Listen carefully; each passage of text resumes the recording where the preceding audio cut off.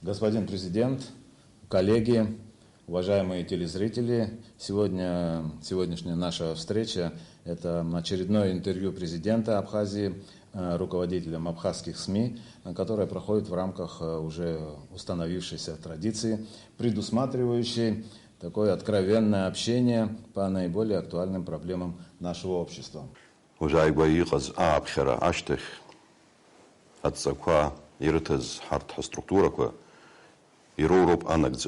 Адак психо хамазм из манагзар, атагалазаша Марьядзам. Его базараква и Марьям Ханкара Юнецкач. Его базараква Яха Харт Рыцбара и Шимарьям. Бана Хайзаказаша Хара Ханкары. Агерта Ханкара Кахакша Мукшу Игор.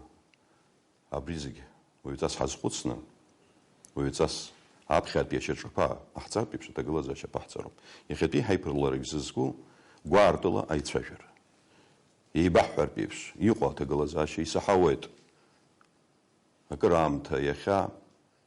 Цважерку имя песва.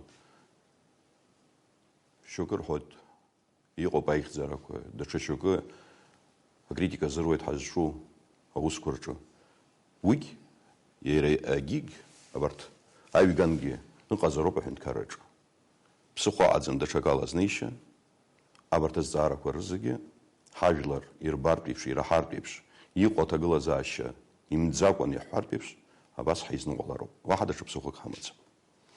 Герих фяртас зараква яфишту, с рызыхьёб, яхин засылшу, яртно, халасва вертипша тагалазаша паст. Спасибо за то, что отозвались, и сегодня, я надеюсь, будет откровенный разговор, и не сомневаюсь, что есть вопросы, которые интересны для нашего общества, и хотелось бы, чтобы, во всяком случае, наши люди услышали бы о положении дел в стране еще раз, о наших перспективах, о наших проблемах, и я открыт для разговора.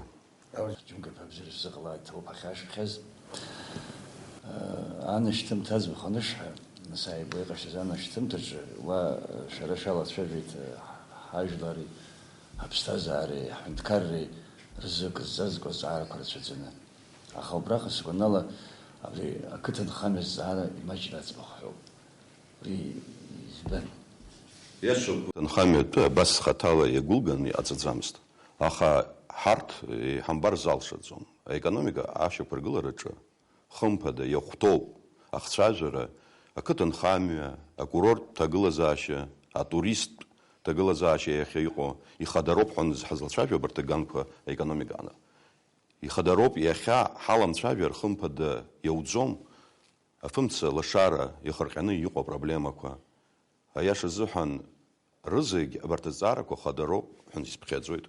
И хазароп ярбан зала габри хазлчавер ускорчаха яра абри абхерана программа хасаб лагудзам изтишаас. وعيربان ايكونوميكا تغلازاشا رابخت يشچپا يقحصرن يختوحن وعيربري ايكونوميكا حنالا تشويس ويغورلرغلوب ابرتزاركو ايماج زرگي اخا يا حي خدروحن اغان پرچ اوس خحوش ويربوب كريديت تغلازاشا وعيا حالا تشويت كته اصخراره ياتتوحن سويانا گوت ايماج زرگي حالا تشوير وي يانا گزوم يحخشتيتحن Иҟаҵатәу рацәоуп ақыҭанхамҩа аганахьала, уи зныкымкәан ҩынтәымкәан иаҳҳәахьеит, аԥхьаҟа ишьҭоу аусқәа даараӡа ирацәоуп, абри акредит аусура иахьа ҳазлагаз амҩаԥгара ақыҭаангьы уаҩҵас иарбатәуп, амаҷтә бизнесома, абжьаратә бизнесома, абри аҭагылазаашьа иаԥҵатәуп, дара рҟынӡа аԥара наӡартә еиԥш, дара русгьы алҵшәа иоуртә еиԥш, даргьы азхәыцроуп аҳәынҭқарра имцхә аԥара шамам. Ироуз аԥара рхы уаҩҵас иархәан, иеиҷаҳан, аусқәа нагрыгӡартә еиԥш аҭагылазаашьа аԥырҵароуп. Ижәдыруа ибзиаӡан акыр шықәса абри ақыҭанхамҩа иадҳәалаз азҵаарақәа рымҩаԥгараҿы абаҳчақәа агьырҭ азҵаарақәа анагӡара зауаз, аха иахьа иацы афинанстә цхыраара аҭагылазаашьа ихырҟьаны иԥсыҽхаз аганԥауп. Аха ҵыԥх иҳалҳаршеит абжеиҳара ауалқәа ақыҭанхамҩа иаҿыз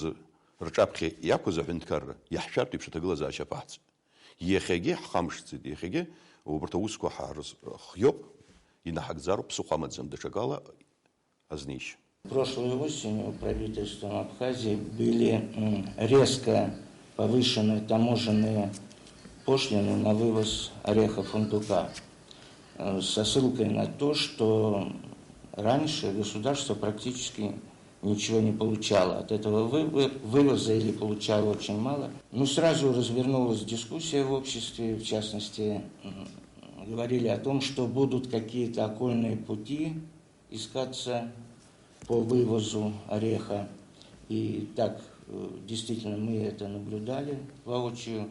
Но сейчас, вот по прошествии уже орехового сезона, что можно сказать? Было это решение правильным? Что оно дало? Или оно все-таки было ошибочным? Каковы итоги сезона? И сколько вывезено, сколько получило государство? Спасибо. Ну, я думаю, что понятие орехового сезона – это достаточно растяжимое понятие. Продажа этого вида продукта производится в течение всего года. Если вы имеете в виду сам сбор урожая, то он, конечно, достаточно давно закончился. Но вывоз имеет место и по сей день. И активность этого вывоза нарастает уже практически в феврале, марте, апреле месяце. То есть урожай прошлого года будет вывозиться, основная его масса, вот уже в этом году. Хочу заметить, мы не повышали таможенные пошлины. Их не было вообще. Практически в течение последних лет ничего не получали от этого действия. К сожалению. Но жизнь показала, что это необходимость. И мы вот с сентября месяца, как только были введены эти таможенные пошлины, получили порядка более 25 миллионов рублей. Эти деньги будут направлены как раз таки на оказание помощи селу. И вывезено более 1000 тонн ореха, зафиксированных на обоих участках границы.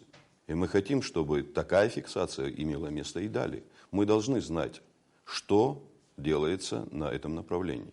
К сожалению, мы долгое время говорили о необходимости учета, то есть сельскохозяйственной переписи. Это не говорит о том, что кто-то будет заниматься подсчетом всех этих деревьев, голов скота, которые есть в населении. Но мы должны знать, чем обладает Абхазия. И в том же как раз-таки направлении мы должны знать, какие количества земель отведены под орех, какое количество ореха насаждено, как говорится, в Абхазии. И если мы будем знать, то мы можем говорить о каких-то прогнозах. К сожалению, я еще раз говорю, мы впервые только получили возможность контролировать движение ореха на границе. Тем более, что я еще раз говорю, движение это не прекращалось. И мы знаем хорошо о том, какие платежи незаконные производились все эти годы. И поэтому идет процесс, может быть, не самых популярных принятий решений, но без этого не обойтись нашему государству. Я понимаю, что все, что бы мы ни сделали на сегодняшний день, конечно, это будет восприниматься достаточно очень негативно. Но у государства на сегодняшний день нет другого выхода. Нужно дополнительно изыскивать возможности более четкого администрирования налогов, изменения в свете всех тех процессов, которые происходят внутри страны и вовне, работа с тарифами. Иначе государство, с учетом наших слабых экономических возможностей, состояться не сможет. Вот когда село начинает работать, туда возвращаются люди. А сейчас идет отток. Вот чтобы возвратить, надо в село вложить. Люди говорят, вот если президент нам деньги даст, мы сами разберемся. А вот какая форма будет в 2016 году на каждое село, на район, и тогда по возможности каждому селу, в зависимости от количества людей, граждан, вот какая форма будет. Естественно, раздача массовая не будет, но в село надо вложить деньги. Вот какая форма существует или предполагается? Я думаю, следует всем нам понять, что никакой раздачи денег быть не может. И никакой, как говорится, президент на это не пойдет. Нет таких возможностей ни у одного человека, вот, предположим, самостоятельно принимать решения по обеспечению села от имени президента. Есть государственные вопросы, связанные с тем, что нужно поддерживать развитие малого и среднего бизнеса на селе. Мы первые шаги в прошлом году уже начали осуществлять по вопросам кредитования. Мы вывели на уровень 6% кредитования. Это впервые за историю, как говорится, абхазского государства. Я понимаю, что деньги до всех не могут дойти. Но и контроль за теми работами, которые производятся уже сегодня, должен быть достаточно очень жесткий. И со стороны банковской сферы, и со стороны кабинета министра. Вот тогда мы получим этот результат. Тогда мы можем сказать, что мы дошли до села. И те проекты, которые мы закладываем на 2017 год по обеспечению возможностей села соответствующими минеральными удобрениями, проведению соответствующих сельскохозяйственных работ в весенний период, я не сомневаюсь, что вот те шаги, которые были сделаны в прошлом году, принесли положительную пользу для села. Их надо расширять. И этому процессу нужно способствовать. Мы будем в этом направлении работать. При всей сложности ситуации в стране, при достаточно небольших финансовых возможностях, у нас другого просто выхода нет. При обсуждении нового законопроекта об НДС, в частности той его части, которая касалась основы НДС, многие госчиновники и представители профильных министерств говорили о том, что введение этого нового закона и ввозного НДС позволит увеличить бюджет на 1 миллиард рублей. Вы знаете, что, в принципе, принятие этого решения вызвало возмущение, были акции протеста, неоднозначная оценка этого уже принятого закона. И, по крайней мере, ввозной НДС на какую-то часть продукции пришлось отменить. Прокомментируйте, пожалуйста, эту ситуацию. Это была недоработка или вот с чем связано принятие, а потом отмена, вот, в частности, ввозного НДС на целую группу товаров? Я думаю, что тогда, когда я встречался с людьми на низу, я говорил о неких упущениях, которые, к сожалению, имели место. Мы люди, мы ошибаемся. Но главное, чтобы не было катастрофических ошибок, которые могут привести к разрушению всей той системы, которая выстраивалась все эти годы. НДС сегодня на практике применяют, по большому счету, многие страны.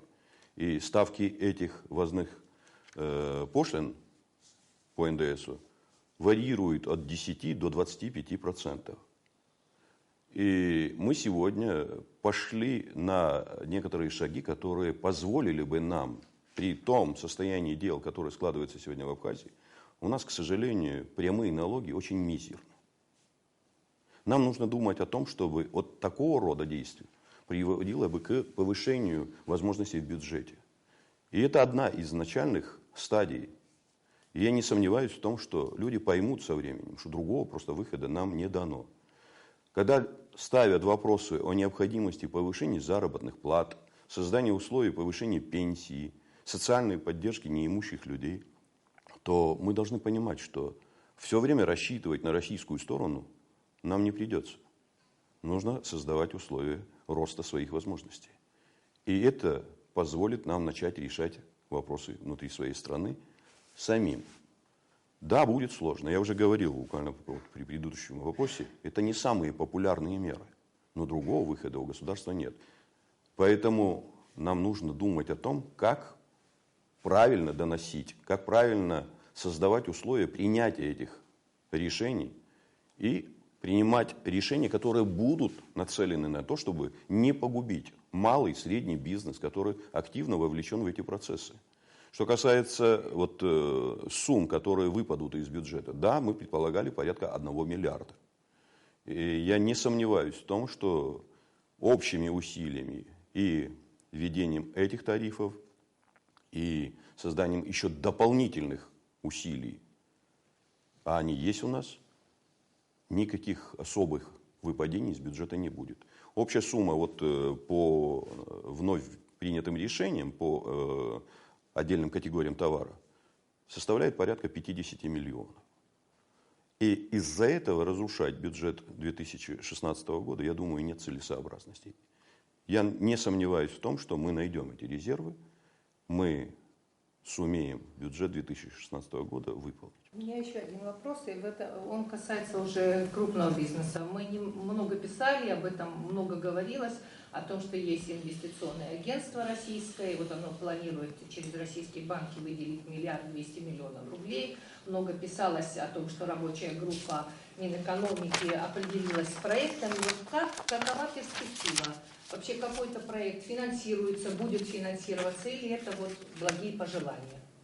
Ну, хотелось бы, чтобы это не осталось благими пожеланиями. Из тех проектов, которые были представлены в Минэкономику и направлены в Россию, 18 проектов поддержано.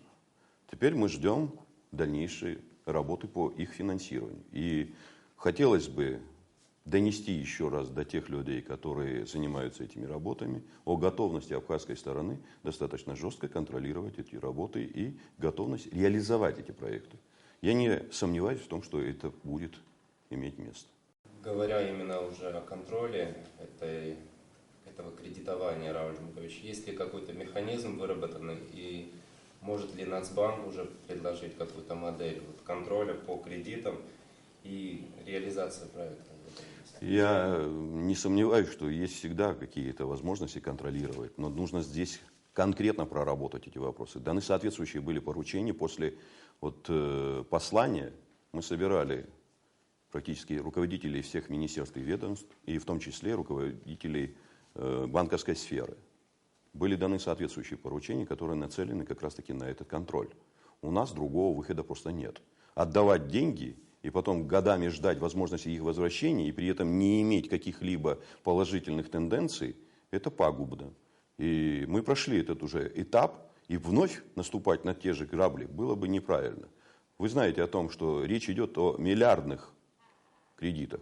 Из них больше половины за год возвращено. Я думаю, что это достаточно серьезные, как говорится, работы, которые были проведены банковской сферой. Но это еще не говорит о том, что завтра такое положение дел не сложится. Если не будет, я еще раз говорю, соответствующего контроля. Поэтому мы говорим и о залоговых делах, которые должны быть четко определены банковской сферой. Должны быть проведены соответствующие работы по мониторингу действий тех людей, которые получили эти деньги. Как и какой результат будет, я думаю, мы увидим в ближайшее время. Я дал соответствующие команды и банковской сфере, чтобы вот эти отчеты были открыты и доступны для нашего населения. Там, где будет положительная тенденция, мы готовы и дальше помогать. Там, где нет результатов, мы будем ставить вопросы к возвращению этих средств и выноса их на обозрение нашему народу. Рауль Джумкович, 3 июня прошлого года, выступая на заседании Кабинета министров, вы дали поручение о предложениях, чтобы несли в сжатые сроки, об оптимизации штатной численности органов госуправления, чтобы уменьшить на 15% эту штатную численность. Что можно сказать? Что получилось, что не получилось? Я в послании как раз таки отметил. К сожалению, не все получилось так, как хотелось. Но первые шаги в этом направлении сделаны. Есть определенные работы, которые проведены по зачистке штатных расписаний. Мы заведомо знали о том, что такие работы проводились в последние годы. То есть укрупнялись штаты на предмет возможного их использования под какие-то конкретные дела, которые интересны отдельным руководителям. Эта работа проведена. И есть положительные результаты в самом кабинете министров. Но это небольшие объемы. Мы сегодня опять очень жестко ставим вопросы об объединении отдельных структур, создании возможности использования меньшего количества людей, что даст больший эффект и сохранит финансовые наши возможности. Такая работа будет продолжена, и 2016 год, я надеюсь, будет переломным. Удивительно только то, что мы многое слышали и в предыдущие годы. Мы заявили об этой работе в прошлом году, все вроде бы поддерживают. Как только начинается эта работа, многие начинают очень жестко и резко критиковать. Я понимаю, да, приходится прощаться с некоторыми категориями, которые работали в тех или иных структурах, но другого выхода не будет. Но при этом нужно думать и о том, как государству следует создавать дополнительные места для того, чтобы эти люди не оставались бы забытыми. К сожалению, пока еще таких возможностей мало.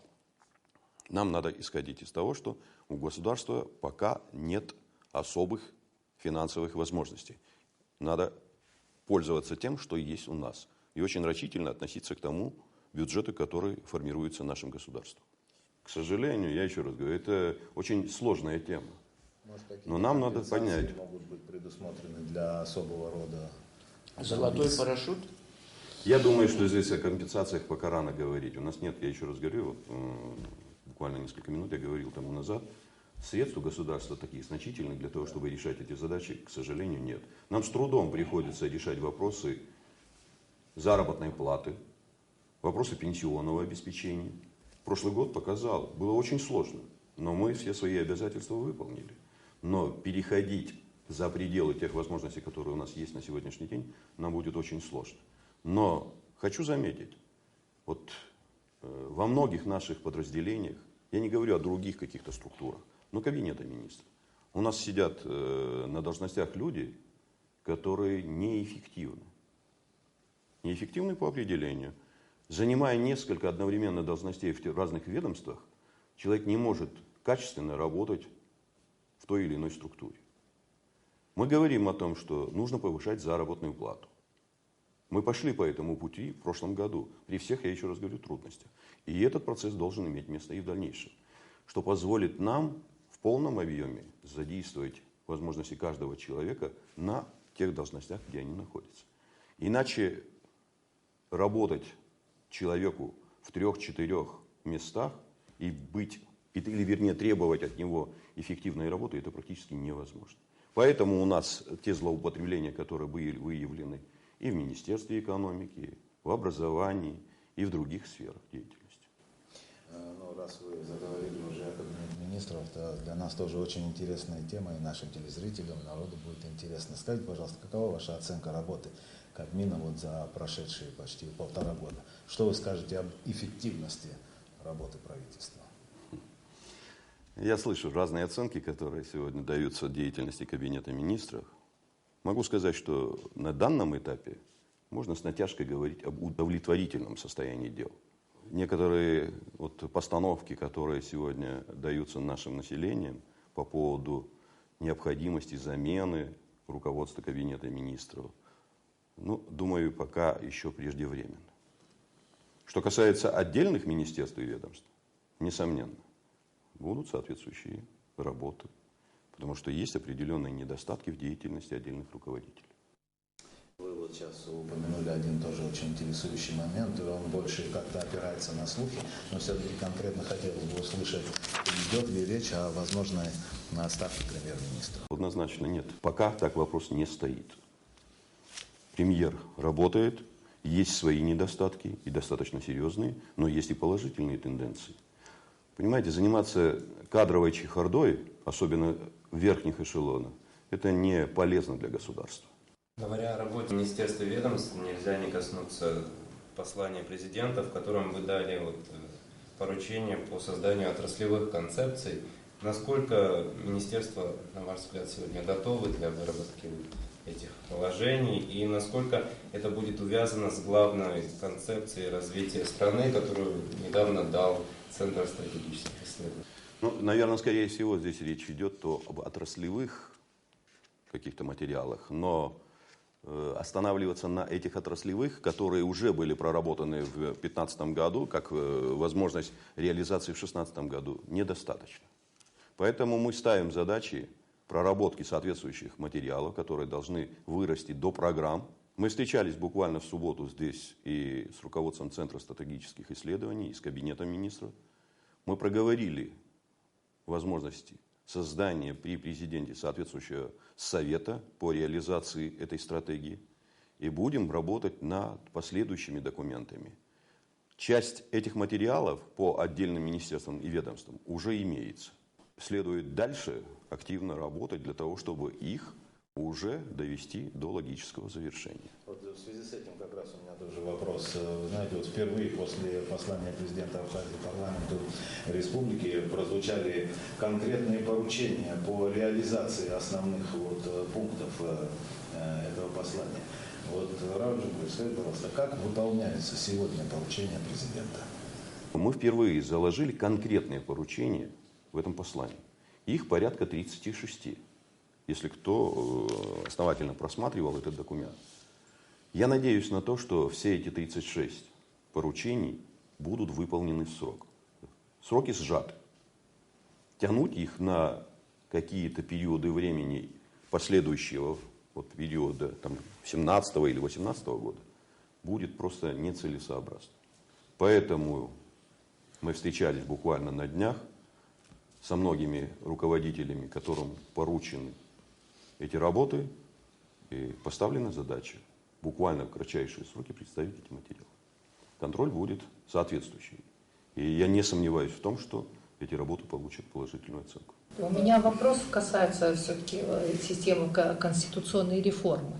Дело в том, что, как мы все знаем, недавно был подписан закон о поправках в Конституции, он касался органов местного самоуправления. А реформирование органов местного самоуправления вы представляли как второй этап реформы. И отсюда по логике следует, что надо приступать к третьему этапу, который касается перераспределения полномочий между законодательной и исполнительной ветвью власти. Как вам видится это перераспределение? И сегодня, уже будучи президентом, вы почти годы 5 месяцев возглавляете страну, как вы относитесь к сильной президентской власти и с какими полномочиями вы готовы, не вы лично, а институт президентства готов поделиться с законодательной ветвью власти? Я думаю, что из тех наших заявлений, которые делались в предыдущие годы, часть практически этих работ по конституционной реформе, конечно, с трудом. Никто не говорит, что это просто. Делается. Мы практически сегодня уже должны думать и о той работе, которая должна быть проведена по формированию Конституционного суда. Это первый этап.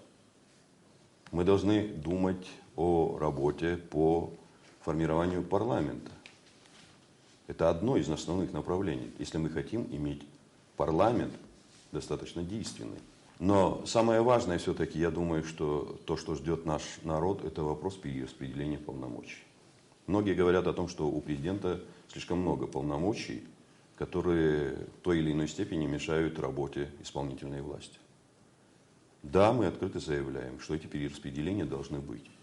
И парламент должен взять на себя соответствующие функции. И об этих функциях мы говорили неоднократно. Вопросы, связанные с формированием кабинета министров. Вопросы, связанные не с просто выражением недоверия отдельным членам кабинета министров, а чтобы реально эти процедуры доходили бы до конца. Но при этом я не сомневаюсь, и я убежден в том, что президентская сильная власть должна быть в Абхазии. Мы не перешли еще того этапа, когда государство могло бы очень активно заниматься вопросами очень глубокой реформы. Об этом говорят и наши друзья, как и внутри, так и извне. Нам играть этими процессами в угоду, предположим, неким демократическим так называемым началом, я думаю, не самым правильным было бы действием. Но при этом, я еще раз говорю, я не отступлюсь, и мы будем продолжать эту реформу. И она будет, несомненно, полезна для нашей страны и для нашего общества. Другого выхода у нас просто нет. Я думаю, что при этом роль и значение президента не уменьшится. Рауль Джумкович, вот только что говорили о том, что идут увольнения. Увольнение – это всегда боль для человека. Он всегда считает, что он может работать и работать до конца. Это его право. На этом фоне, когда идут увольнения, объединяются организации, людей сокращают в связи с этим. Уместно ли сегодня, в этом году, парламент увеличивать до 55, 58 и так далее? Не хватит им сил все эти реформы проводить в нынешнем составе? Это не в этом году запланировано. Это не в этом году запланировано, но во всяком случае, я думаю, что нужно создавать основу для того, чтобы мы не получили вообще разрушительную ситуацию. Я говорил в послании о своем отношении к этому количественному параметру, который заявлен парламентом. Я не думаю, что это будет полезно. И это предмет дальнейшего обсуждения. Я хорошо понимаю, что вопросы, связанные с формированием парламента по смешанной будет эта системе, или прямо пропорциональной, или мажоритарной, это нам нужно сидеть и обсуждать. У нас есть на то соответствующая комиссия. Я считаю, что такие количественные параметры не по карману нашему государству. Ваша точка зрения, какой оптимальный должен быть состав парламента и какой должна быть избирательная система? Я понимаю, что это обсуждается и впредь будет обсуждаться, но вот на Смешанная сегодня... система. Смешанная система. К этому приходят практически все государства. Начинают с одного, уходят в другую плоскость, а потом в конечном итоге приходят к той форме, которая более оптимальна. В данном случае речь идет о смешанной системе. И те параметры, которые были заявлены мною, исходили мы из того, что вот это более-менее цифра, которая способна 45. выдержать наша экономика, наши возможности, которые в той или иной степени создадут условия эффективной работы парламента. Но могу честно заявить, не все хотят и этой работы. Значительная часть некоторых наших людей считает, что нужно оставить всю эту систему такой, какой она есть. И поддерживает мажоритарную систему. Я думаю, что здесь есть и свои преимущества, но больше, по-моему, все-таки недостатки. Мы зачастую видим, кого мы получаем в качестве депутатов в парламент. А если мы будем исходить из возможностей партийного подхода, никакая партия не решится, во всяком случае, в условиях маленькой Абхазии в списке включать людей одиозных, непригодных. Хотя есть и там то, что есть соответствующая опасность. Что будет лучше, трудно, наверное, сказать. Но опыт человеческий подсказывает, что нужно находить оптимальные решения. Оптимальным решением является, скорее всего, это смешанная система. Ну вот в смешанной системе, когда выбирается часть по партийным спискам, предполагает какую-то борьбу политических платформ. Вот насколько наши партии действительно представляют какие-то разные политические платформы, и насколько вообще возможна борьба между ними? Ну, я думаю, что нам надо научиться вырабатывать эти платформы, чтобы мы могли реально дать нашему населению право выбора. Мы практически, если посмотреть на все наши программы, которые заявляются, они одинаковые. И самая главная задача, которую ставит каждая партия, это сохранить суверенитет нашего государства, повысить наши экономические возможности. Но они идентичны. Но у нас есть другие вопросы, которые складываются внутри нашего государства, из которых складываются и сами экономические возможности государства, процессы восприятия нашего государства извне. Вот пути достижения этих задач, они непростые. И каждый должен заявить о этих путях открыто, гласно. Рауль Джункович, вот приближаются сейчас выборы в органы местного самоуправления, и многих интересует вопрос, как это будет проходить в Гатском районе, какие механизмы, что вообще думает руководство страны, как быть там. Ну, я, если не сомневаюсь, вы в курсе по поводу последних шагов, которые были приняты в парламенте по части, касающейся этой темы. Но я и обратился к парламенту еще раз для переноса еще на 1 год выборов в Галском районе, с учетом всех тех мероприятий, которые должны быть проведены в этом районе. Это вопросы и статуса людей, проживающих в этом районе, и вопросы определения границ по выборам. И я не сомневаюсь, что к февралю следующего года эта работа будет проведена. Стоит еще задача, важнейшая задача по паспортизации. И эту работу мы уже фактически завершаем. А по всем остальным районам выборы будут проведены в соответствии с законом. И по той дате, о которой мы говорили, это в апреле месяце. А как вы смотрите на то, что если Гальский район будет подчиняться только президенту? Ну, я думаю, что это было бы сейчас пока еще излишне. Нужно, как говорится, работать с теми документами, которые представлены в парламент. И задача будет решена. Я думаю, что такого из ряда вон выходящего, как говорится, действия принимать не стоило бы. У меня вопрос касается такой темы, о которой вы тоже неоднократно говорили. Это взаимодействие власти и оппозиции. Вы говорите о том, что необходим диалог. Вот как вы оцениваете характер диалога, который есть между властью и оппозицией? И насколько этому диалогу может помочь тот политический консультативный совет, указ о создании которого вы подписали? Насколько мне известно, пока, по крайней мере, сегодня у нас разные оппозиционные политические силы возникают, но вот, по крайней мере, одна из них, которая объединена в блок оппозиционных сил, пока, насколько я знаю, не проявила желания участвовать в нем. Как строятся ваши отношения с оппозицией, как вы их видите в дальнейшем? Вы знаете, и еще раз возвращаясь к посланию, я об этом говорил. Мы открыты для разговора, для диалога. Я не вижу никаких здесь опасностей. Если мы действительно хотим строить государство, то этот разговор, этот диалог должен быть, вне зависимости от желаний отдельных личностей. Я говорил с представителями оппозиционного блока, с каждым в отдельности. Были положительные импульсы. Я надеюсь на то, что вот эти работы будут продолжены.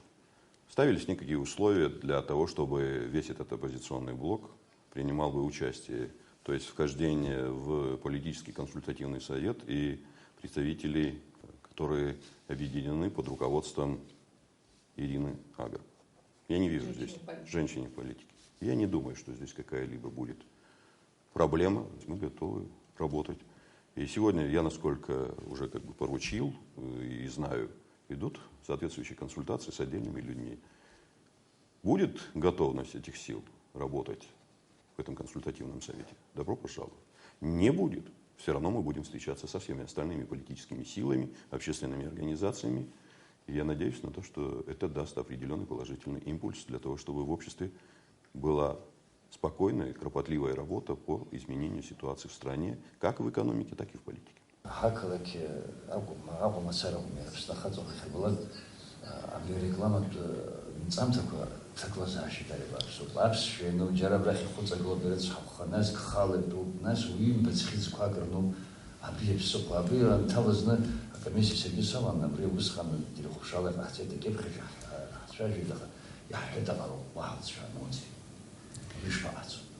Ну, я хотел сказать, что это я сейчас и проблема не анхета крышукс ицбамку.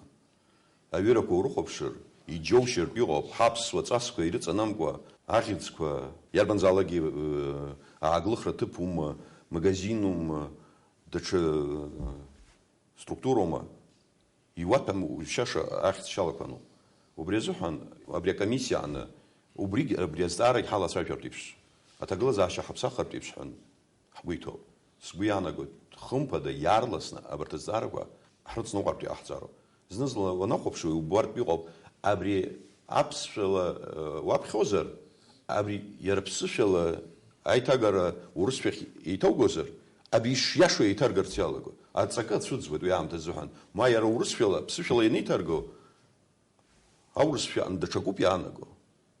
Апсфян дачакала януло. Убрезухан абарт заге пуджит зак ядам заге ахлапшра рытату. Убрезухан эра комиссияге ауса уроп ялахо авапсыра абре уйцас ахлапшра артаро. Алчпеко алотвенсгуяна. Там уже бьется чисто проблейта гранахро. Убре комиссия же абре айта грабем шахмжа аеган апсфехеган загеназо. Аджина пачи казахей. Аджахсминес грубо кажу. Казахей. Да сухо шатыш загуана менюс гоп зерзаплат там и наугазыш тишашвицот. Убременюс танги и хазароп апсва безша уйцас издеро. Да су яриши тахуш, да яриши бобхоп шагзам и шейтагато. Яра апсва безша и шазактойш, а бас хазнугартик шахзар. Безна губкар на пачи казахей. Вот есть тема, которая, безусловно, всех всегда волнует. Наверное, не было ни одного послания, в котором она не находила отражения. Не было ни одного президента, которому не задавали, или высокопоставленному чиновнику не задавали вопросы о ней. Борьба с коррупцией. Все всегда о ней говорят. Вот. Мой вопрос тоже не оригинален в этом плане, но мне бы хотелось услышать все-таки, какие на сегодня у нас есть конкретные механизмы борьбы с коррупцией. Не о том, что мы все понимаем, что с ней надо бороться. Какие конкретные механизмы в связи с этим Вот недавно достаточно нашумевшая была история, связанная с Государственным таможенным комитетом, с какими-то финансовыми нарушениями. Вроде казалось, что такая достаточно уважаемая, серьезная структура, что там априори не могло быть такое. Но вот случилось, что они, там, недостача большой суммы денег, более, там, одни называются 31, другие 38 миллионов. Вот. Как сделать так, чтобы этого не было? И что конкретно сегодня делается? Вот тем. Я думаю, что самое важное то, что мы все-таки перешли от слов к делу. У нас есть уже закон о борьбе с коррупцией. Но чтобы это не оставалось просто на бумаге, нужно создавать соответствующие механизмы, инструменты, которые реально будут способствовать этой борьбе. Сегодня речь идет о создании соответствующего подразделения в прокуратуре. Но возглавить должны эти подразделения люди, действительно готовые бороться, а не просто людей, которые, понимаете, тем или иным способом близки к тем или иным чиновникам вышестоящим. У русских есть одна поговорка. Пустить. Не хотелось бы дальше. В огород. Мы должны четко понимать, что если мы не перейдем от слов к делу, у нас будут очень сложные процессы. И та же ситуация в таможне. Вы очень мягко озвучили эту ситуацию. Там просто не идет речь о недостаче. Там хищение. И достаточно особо крупных размеров. Возбуждено уголовное дело, и оно находится под моим контролем. Чтобы ни у кого не возникали потом вопросы, почему, каким образом люди ушли от ответственности. Есть и другие моменты, которые, к сожалению, за последнее время набили уже оскомину. Это хищение при строительстве тех или иных объектов. Долгое время, к сожалению, прокуратура мурыжила все эти вопросы. Но связано это было с определенными процессами по проведению экспертиз. Сегодня эти процедуры завершены. И судя по этим материалам, которые я видел, конечно, встанет вопрос об ответственности конкретных людей. Но речь не идет о том, что нужно пустить кровь. Нужно поставить задачу таким образом, чтобы неповадно было воровать и последующим лицам, которые будут соприкасаться с крупными финансовыми оборотами. Мы хотим, чтобы эти деньги вернулись государству, и они будут возвращены. Есть ли реальные механизмы, которые позволят не превратить борьбу с коррупцией в борьбу, к примеру, с теми же политическими оппонентами? Потому что это не только вопрос, который я сейчас озвучу, он очень часто звучит, и в том числе и мне его задают. Я думаю, что здесь так не стоит задача. Хотя некоторые пытаются представить эту ситуацию таким образом. Что касается того же Мату, поверьте, я не преследую каких-либо политических целей. Есть на то соответствующий орган, прокуратура. От качества его работ будет зависеть вся последующая ситуация этих процессов, как и в суде, так и по возмещению всех тех сумм, которые ушли в карман отдельных людей. Что касается преследований, поверьте, если бы я ставил бы себе такую задачу, то, судя по экспертизе, которая была проведена над текстом статьи Мату, то я мог бы это сделать уже сегодня. Но не ставлю я перед собой такую задачу. Нет надобности в этом вопросе таким образом решать вопросы взаимоотношений. Я думаю, достаточно будет того процесса, который сегодня имеет место в прокуратуре для того, чтобы поставить все точки над «и». Но посмотрим, что сделает прокуратура, что будет дальше делать суд. Никто никому никаких условий не навязывает. Судя по материалам экспертизы, там очень много нарушений. И не мне судить, какая мера ответственности будет по отношению к этим людям. Я думаю, что у суда хватит профессионализма для того, чтобы разобраться со всеми вопросами. Я еще раз хочу заметить, не стоит задача просто взять и привлечь кого-то к уголовной ответственности. Просто нужно разобраться со всеми этими делами. И тогда все вопросы выстроятся в нужном порядке. А вот это наказание называется, да? Придет время, суд разберется, прокуратура, да. А вот по паспортам виновных сколько прошло? Ну да, мы слышим все, но кого-нибудь наказали, как в этом процессе дело происходит? Ну, и по этому вопросу были у нас соответствующие совещания. И это касалось не только паспортной тематики, это касалось и всех остальных уголовных дел, которые так или иначе резонансны для нашего общества. Но разве не удивительно, когда люди, предположим, покупают машины, заведомо зная, что машина ворована? А это лицо наших структур, лицо государства. Мы не должны допускать такого рода явлений. К сожалению, попустительство отдельных чиновников приводит к тому, что мы теряем авторитет. Что касается паспортной темы, и этот вопрос стоял на повестке дня на последнем совещании с прокуратурой и судебными органами. Понимаете, делать козлами отпущения людей низового звена было бы неверно. Но и они имеют отношение к этим процессам. Они должны, понимаете, открыто озвучить, кто давал соответствующие указания. Здесь процесс достаточно трудоемкий. Хотя я не собираюсь, понимаете, указывать кому-то, но когда мне пытаются объяснить это тем, что порядка 20-18 тысяч человек, которые получили незаконно паспорта, их всех нужно опросить, допросить, и только после этого нужно будет вынести решение. Но, наверное, это не совсем верный подход. Прецедент достаточно серьезный, и работа в вопросах определения лиц, виновных в этом процессе, я думаю, не требует каких-либо временных очень долгих параметров. Я, насколько знаю, уже есть первые результаты. Надеюсь на то, что прокуратура эту работу тоже завершит в ближайшее время. Говоря о российско-абхазских отношениях, здесь у нас целый спектр вопросов, которые в последнее время стали очень актуальны. Ну, пожалуй, начать с российской финансовой помощи будет логично, потому что здесь появились риски определенные, так как в прошлом году бюджет недополучил определенную сумму, она приходит траншами постепенно и с трудностями. Но здесь международный финансовый кризис, российский кризис сыграл свою роль. Как мы можем заложить вот эти риски на следующий год, то есть в год 2016, как застраховаться от этого? Вы знаете, я не хотел бы сваливать всю вину на российскую сторону. И у нас были вопросы.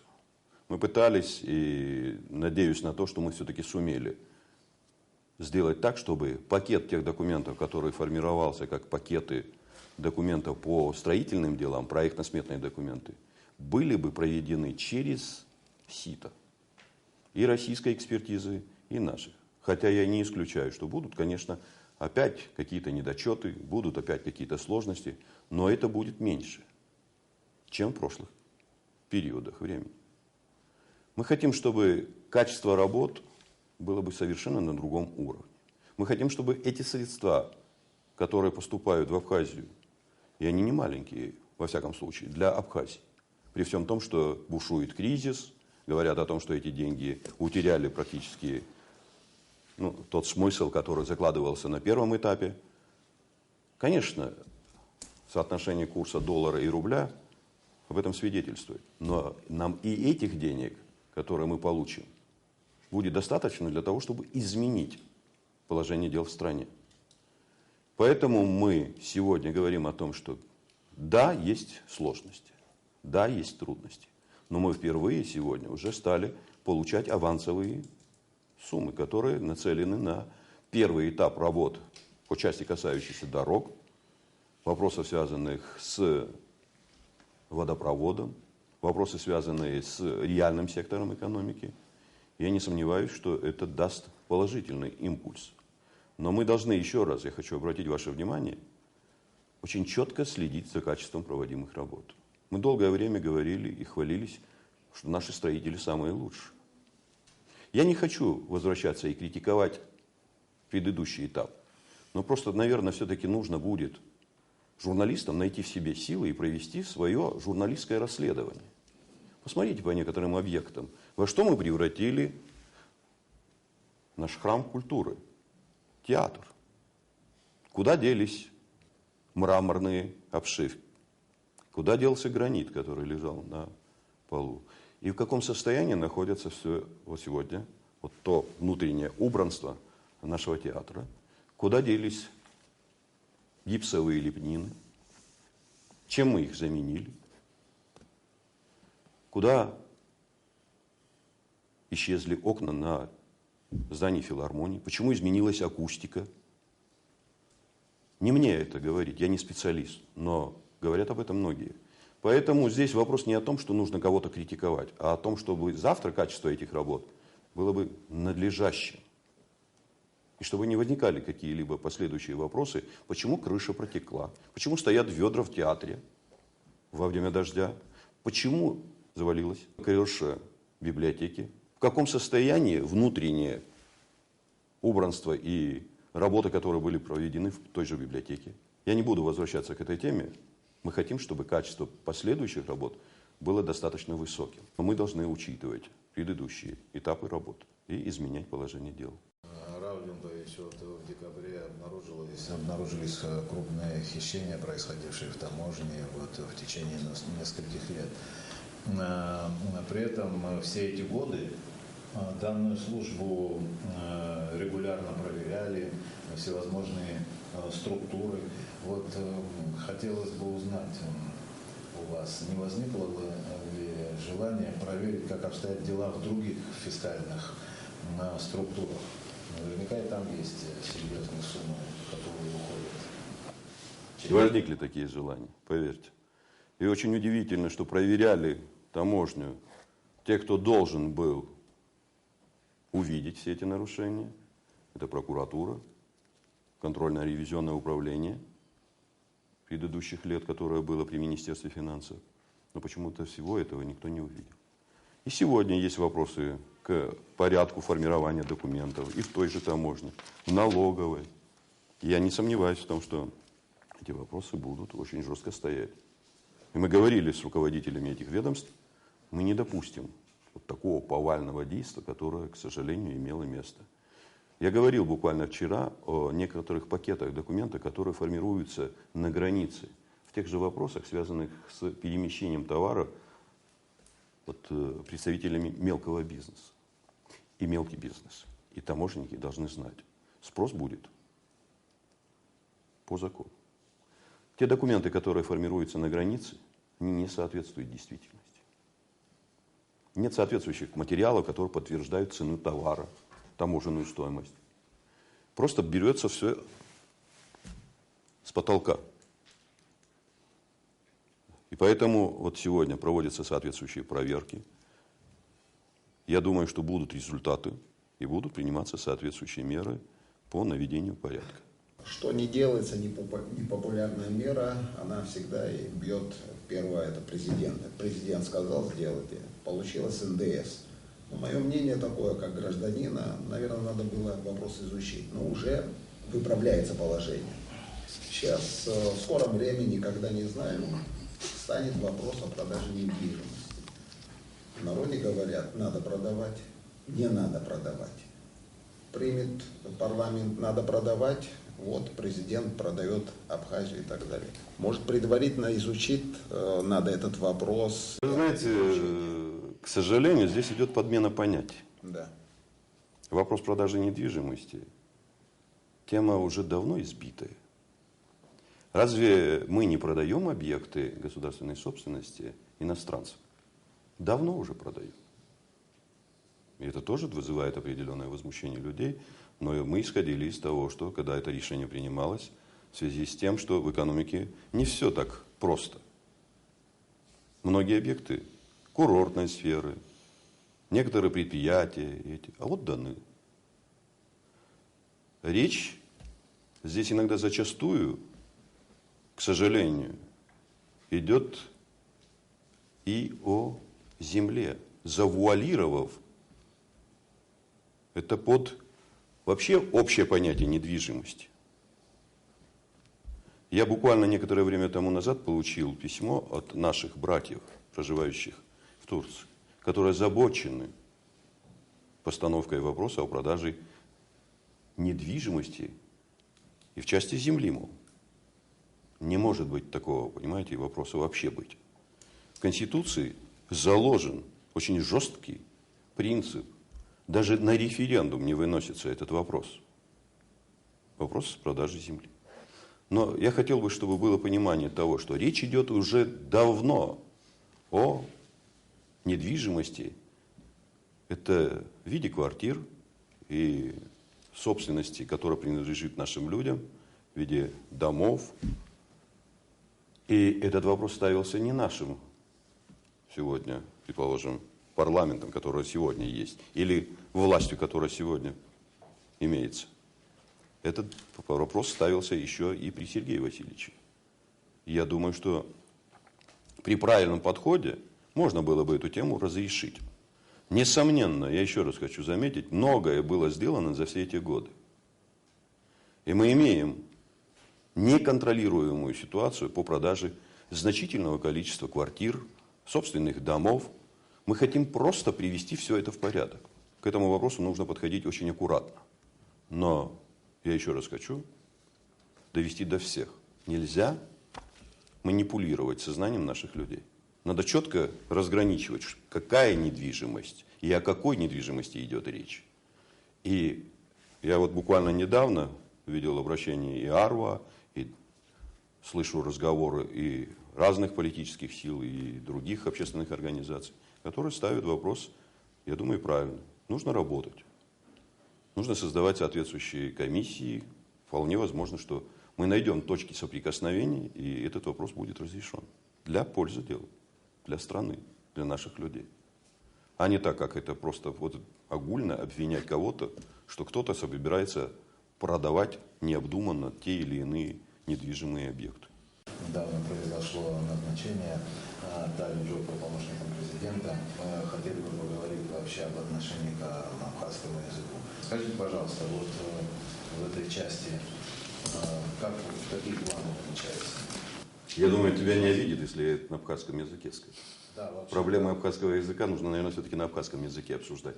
Да, Тем более, что я еще раз говорю, мы неоднократно утверждаем то, что уже записано в нашей Конституции.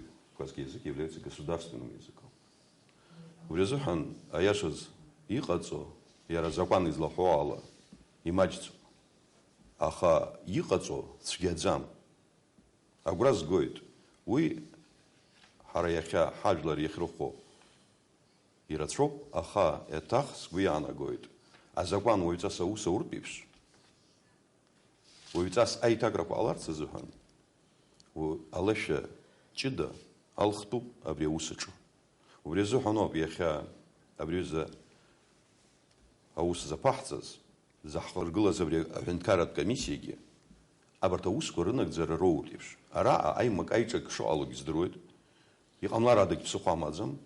Аха ينحى ينكرر بشوبهم حدث نقر بأحزاره أزقاني هذا حكلا زانجي يربو يشرتخو أتخرار информация тхархорта поюхо рызыгерче абжи харап сышла ицажертивш янулартивш аха яцхрама хенкару юза таглаза шерцара ихац изахказ уи хара финансу таглаза шома харт уицас хацнугора ахязым хазома абри шуксык авинуцкала Ейлырганы, я амтакячала, и шуксык авинацкала, а ус адахулар би ахцару.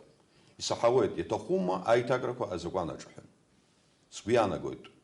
Азакwana не это хуя это хуму, и ра ус абри авинацкала би амтяла гзана ашукс. Яхнарба. Агирах ятахар, ялах галар типши ахцару. Яхаругвару бабартаусураку.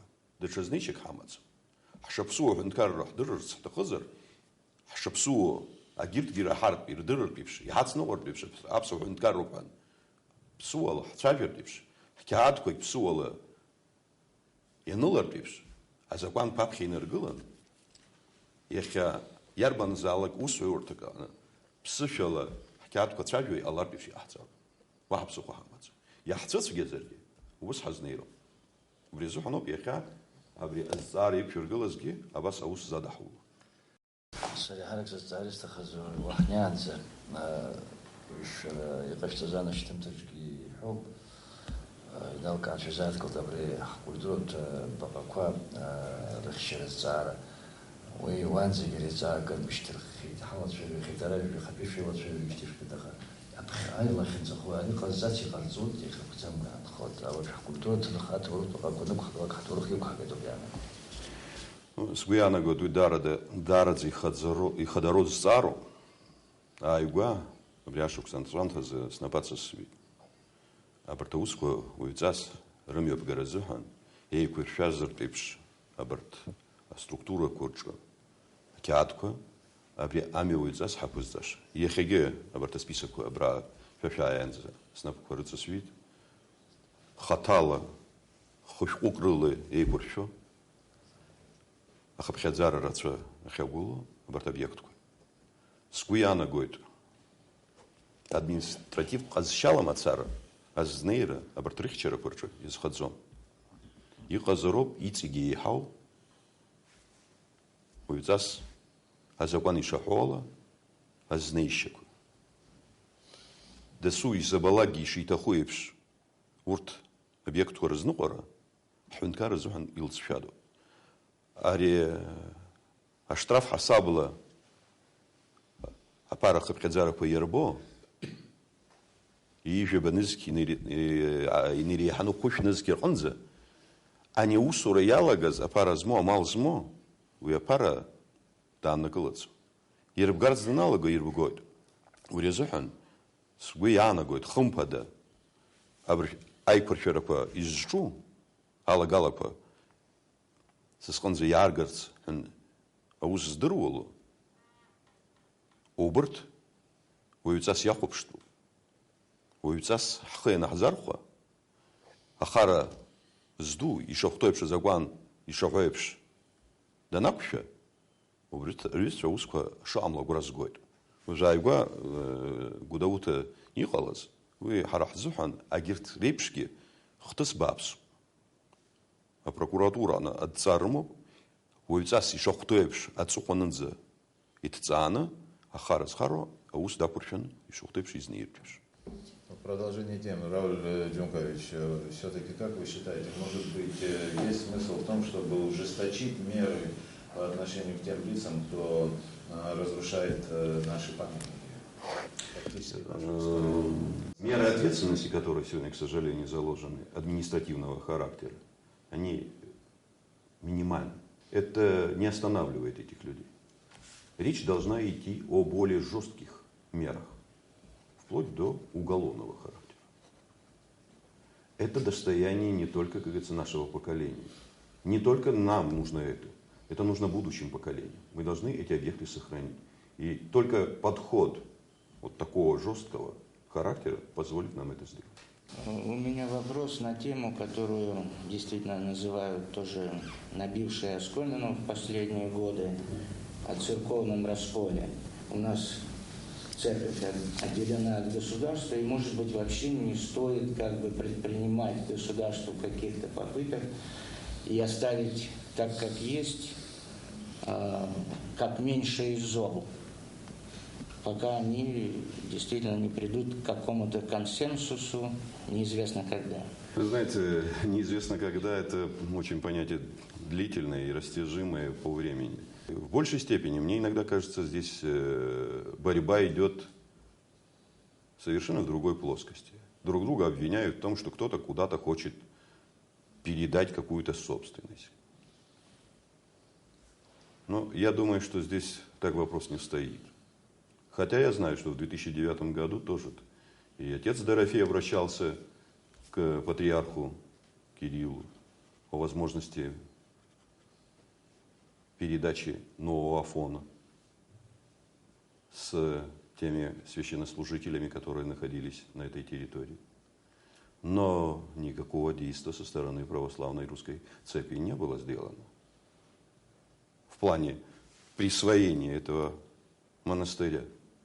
И когда я сегодня слышу о том, что кто-то сегодня это пытается сделать, да нет этого такого.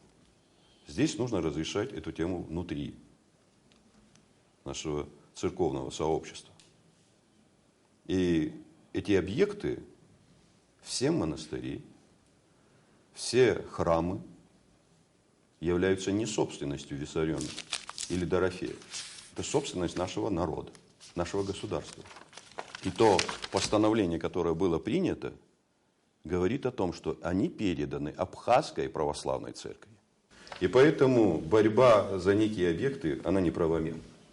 Есть Абхазская православная церковь, и в рамках этой православной церкви нужно решать все вопросы. У нас есть законы, и независимо от того, где бы ты ни находился, будет это в церкви или в обществе, законы для всех равны. Что касается канонов церкви, даже от того, что мы не признаем, или нас не признают как самостоятельная автокефальная церковь, каноны никто не отменил. Они есть, и они действуют. К сожалению, они очень консервативны. И это хорошо знают, как и одна, и вторая сторона. Поэтому здесь нужно находить, как вы сами сказали, очень серьезные точки соприкосновения. Без этого никаких вопросов никто не решит. Но переносить это в плоскость каких-то решений, тем связанных с собственностью, это неверно. Впервые в Абхазии введены вот такие масштабные верные отключения. Они и раньше были, но меньше по масштабу. Как-то вот сейчас они уже приняли такой характер, такой внушительный. Вот в связи с этим хотелось бы узнать в целом, как вы оцениваете работу наших энергетиков? Вы знаете, честно говоря, и работа энергетика, и вообще работа глав администрации, особенно вот в период с 31 по 10 января, когда большое количество снега выпало в Абхазии, она достойна похвалы. При всех сложностях, я еще раз говорю, мы успевали проводить соответствующие работы и по обеспечению нашего населения электричеством, проводились работы по очистке дорог, но что касается самой энергетики, не впервые проводится эта работа по отключению верному. Это было и в предыдущие годы, но, к сожалению, я могу констатировать то, о чем известно всем. В августе, по-моему, 24-го, в прошлом году, была встреча грузинской и абхазской стороны, в части касающейся вот как раз таки этой ситуации. Тогда уже в связи с отсутствием дождей уровень на плотине снизился практически на 13,7 метра. Сегодня вот уровень воды достиг практически, вчера было 446 метров с хвостиком, сегодня я вот узнавал, уже 445 метров. Критическая вот планка это 420 метров. Так как мы сегодня расходуем воду, если это будет продолжено, то практически через дней 20 у нас станет вопрос остановки Ингургеса. И все разговоры о том, что кто-то куда-то продает какое-то количество электроэнергии, это просто обман. Нам некуда его практически продавать. У наших соседей на территории вот Сочи избыток этой электроэнергии. После как раз таки строительства соответствующих объектов к Олимпиаде. Мы должны решать вопросы и экономии электроэнергии. К сожалению, наши люди не всегда понимают эту ситуацию. Но мы сегодня уже обратились и к российскому руководству о возможности предоставления нам порядка 140 мегаватт для того, чтобы в течение 2 месяцев снять эту проблему. Я надеюсь на то, что это позволит нам решить проблему веерного отключения. Но и нам нужно понимать, что у нас другой генерации на сегодняшний день нет, кроме Ингурской ГЭС.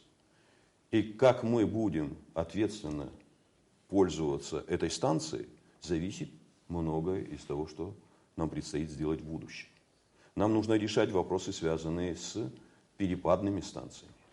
Это порядка почти 120 мегаватт дополнительных, которые позволили бы нам снять некоторые вопросы, особенно в зимний период. Мы на сегодняшний день должны громогласно заявить о том, что мы тратим очень большое количество электроэнергии. Практически у нас другого способа обогреться зимой у людей нет. Эти объемы выросли до 47% общего годового потребления. Это очень существенно влияет на состояние дел и на самой станции. Впереди стоят перед нами очень сложные задачи.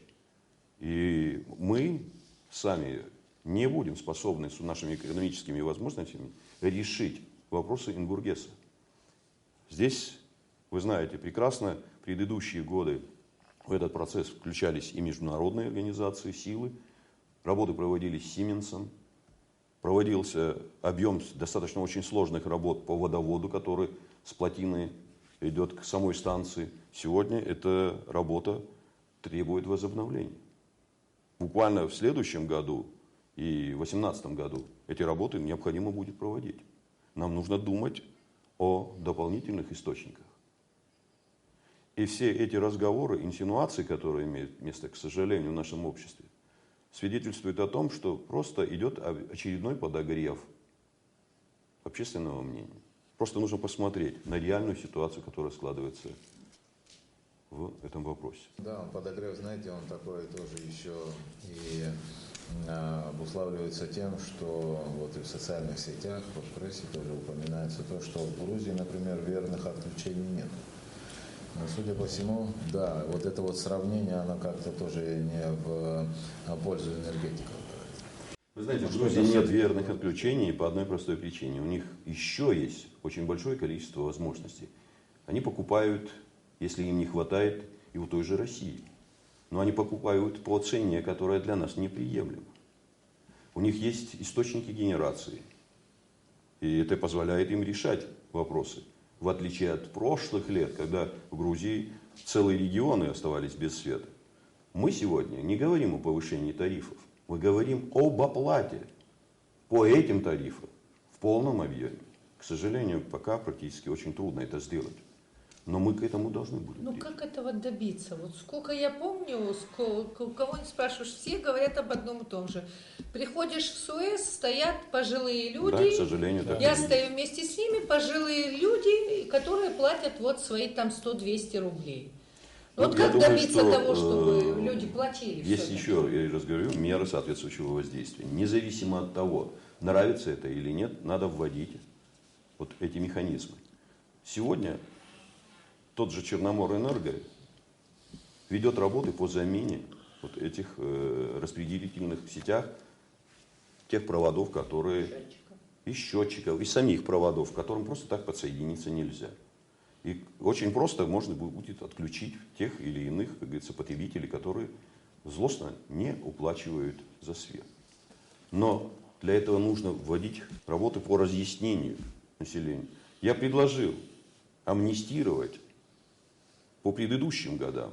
К сожалению, и в этом вопросе я пока не получил поддержки. Но у нас другого выхода нет.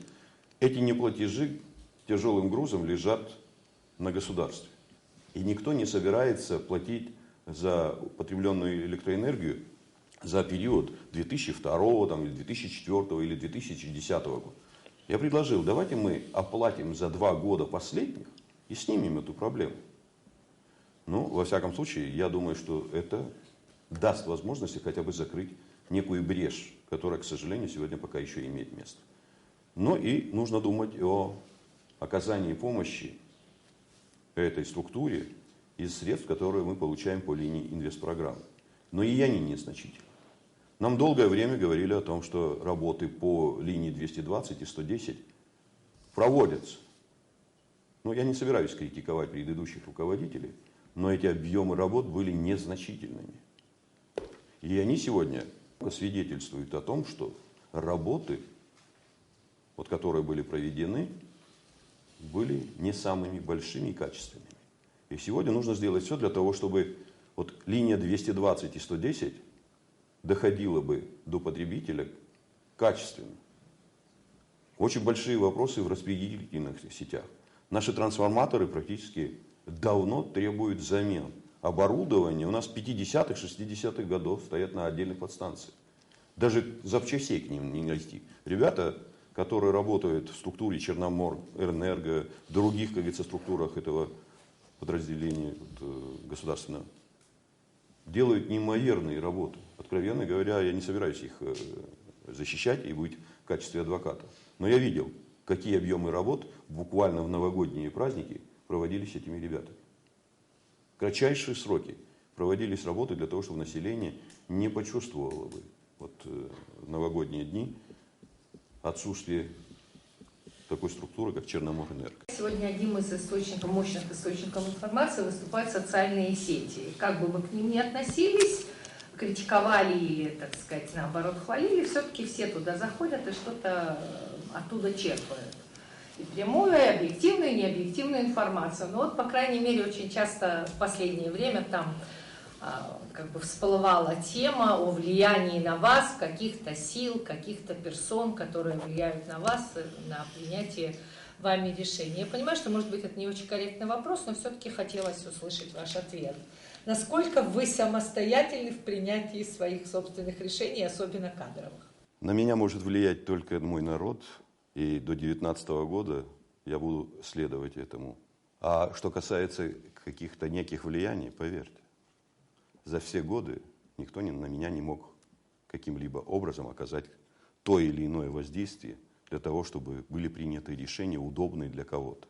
Я знаю, о ком идет речь, потому что в интернете пишут о конкретных лицах. Я просто не хочу на эту тему разговаривать, и никакого влияния нет и быть не может. Все делается в соответствии с нашими законами. Хотелось бы, чтобы люди это понимали. Рауль Джумкович, может быть, у вас есть какой-то вопрос к прессе? По поводу как раз-таки средств массовой информации, будь это электронные СМИ или какие-то другие, мера ответственности и журналистов должна быть достаточно высокой, но и в то же время и самого общества, которое, как говорится, пытается использовать эти средства, будь это электронные или другие, для того, чтобы объективно представлять картину процесса, происходящих в нашем обществе. Постоянно поливать друг друга, снизводить человеческие качества до самых низких уровней, как это делается в интернет наших сообществах, будет это на Фейсбуке или где-то других страницах, думаю, это не самое лучшее. И вот здесь, я думаю, что нужно, чтобы и были приняты соответствующие изменения и в закон о СМИ. Никто не имеет права оскорблять достоинство человека. Кто бы это ни был, будет это рядовой гражданин или президент. Поэтому мы должны ответственно относиться друг к другу и не создавать таких условий, когда человеческое достоинство втаптывается в грязь. Рауль Джумкович, вот за этими разговорами, за этими недовольствами, за этой суетливой жизнью мы не заметили, а все-таки год минувший, хорошо, плохо, шикарно, не шикарно, на свои деньги прожили. Государство смогло добавить деньги, свои деньги. Это и есть независимость и свобода государства. Вот здесь, как вы скажете? Я думаю, что то, что говорил я в начале, конечно, сложно будет любому руководителю государства, любой власти решать вопросы своими собственными ресурсами. Тем более в маленькой нашей стране. Да, действительно, мы в тот прошедший год провели, я думаю, не самым худшим образом. Мы решали задачи, они были сложны. Мы ни на один день не опоздали с заработными платами, по выдаче пенсий. Нет тех очередей, которые были ранее по тем же пенсионным делам. Но это не говорит о том, что мы исчерпали все ресурсы. Ресурсов, я еще раз говорю, достаточно. Надо очень аккуратно с ними работать. Потенциал у нашей страны неплохой. И бюджет 2016 года как раз-таки построен на том, чтобы получить эти возможности. Будет это непросто. Но придется попотеть, поработать. Не всегда эти меры, которые принимаются властью, воспринимаются обществом. Я говорил, нам надо будет пройти это. Пусть только я один буду последним тем президентом, который примет те непопулярные меры, которые выведут страну на тот уровень, который позволит нашему государству состояться. Я не боюсь этих непопулярных шагов. Кто-то все равно это должен будет сделать. Не я, так придет другой, будет это делать. Потому что у государства нет другого выхода. Мы хотим же жить самостоятельно. Мы говорим о своей независимости, мы декларируем об этом. Но при этом нам нужно понять, что все рычаги должны быть в наших руках. Если мы это поймем, если мы это будем делать, поверьте, и в обществе будет согласие. И в обществе будет тот необходимый потенциал для того, чтобы облик нашего государства изменился бы в лучшую сторону. Я верю в то, что у нас все это произойдет. Было бы, конечно, желательно, чтобы это произошло сейчас, здесь, до 2019 года. У нас просто времени нет. Но если это мы не сумеем сделать, кто бы последующим президентом не стал Абхазии, он должен быть более еще решительным для проведения в жизнь этих вопросов. Рауль Джумкович, хочу вас от лица всех коллег тоже поблагодарить за предоставленную возможность задать вам вопросы. И спасибо вам за те откровенные ответы, которые вы предоставили сегодня нашему обществу. Спасибо и вам. И я надеюсь на то, что у нас и в последующие дни будут возможности встречаться. Двери моего кабинета открыты для любого человека, который готов говорить о проблемах государства, о проблемах, которые интересуют наше общество, волнуют наше общество. И я уверен, что мы найдем взаимоприемлемые решения, которые положительно скажутся на нашем обществе.